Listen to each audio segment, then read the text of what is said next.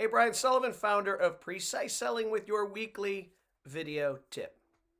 Now, have you noticed since COVID and since the start of the presidential election, a lot of people have turned into real jerks? And what is the jerk quality? Well, the thing about a jerk is they have a really hard time chilling out. Anytime a statement is made to them, they come with an equal and opposite reaction. They're always looking for conflict. But I want you to think of where most of these conflicts occur. Frankly, most of them occur outside of work. Now, in the work environment, I think it's safe to say that we all leave our political leanings aside, or at least most of us try to. There's a difference between putting a post on LinkedIn versus putting a post on Facebook. Not a lot of people fight on LinkedIn, but boy, do they fight on Facebook. And so, what's the lesson? The lesson this week is, don't you think we should all act a little bit more like we're at work when we're not at work? What happens when that bell rings at 5 o'clock and we leave our facility and we get home and all of a sudden we have the hall pass to be angry at the world? Yet, if it was a 4 o'clock meeting we were in, we wouldn't fire on people the way we are firing outside of work. So, what do when somebody comes firing at you? Do you go equal and opposite? Do you try to one-up them by being a bigger jerk than they are? Well, there's a simple formula that I call being sharp. And this is a formula that will help you from getting fired up when people fire on you.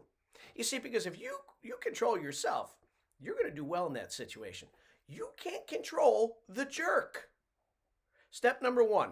When someone fires on you, I want you to stop and hear them out. And when I say stop and hear them out, I mean really hear them out. Now, the tendency for folks who aren't great communicators is when someone starts firing on them, the first thing they're doing is thinking of their rebuttal.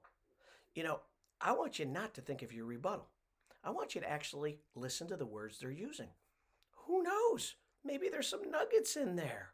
You don't know. You see, in the work environment, those who have the ability to stop and hear people and not only listen to the words but the meaning behind the words, they tend to get promoted. They tend to sell more product. They tend to influence more people. Well, wouldn't that formula work outside? So if someone fires on you, stop and hear them out. Next, here's what I want you to do. The A of sharp is ask them a question. Okay? Ask them a question.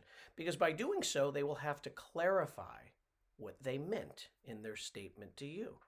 Now, you might assume they meant one thing, but maybe they meant another. You see, the folks who tend to influence folks more effectively are those who not only hear the words, but can get to the meaning behind the words. So now, someone fires on you, you stop, you hear them out, you ask them a question so they can identify and articulate more clearly what they mean.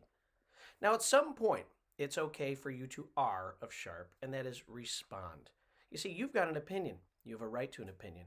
And it's important that as you deliver your opinion, your posture does not change. Stay chill. While the screaming memes are losing their mind, understand the greatest negotiation posture is slight indifference.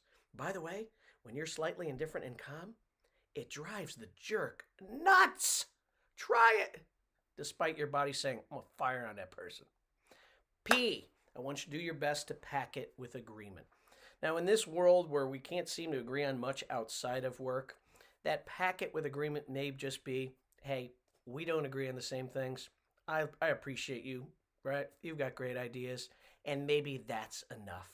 But it's important, I think, in most one-on-one conversations that let's put a bow on what we just did right here.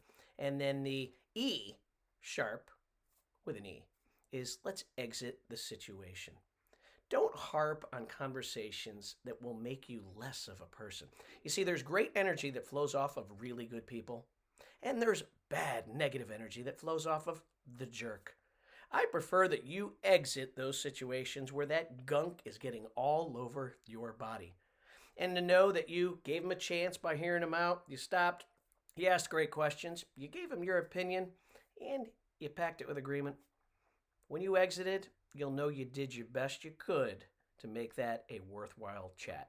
So, this week, put the gunk behind. Don't be the gunk.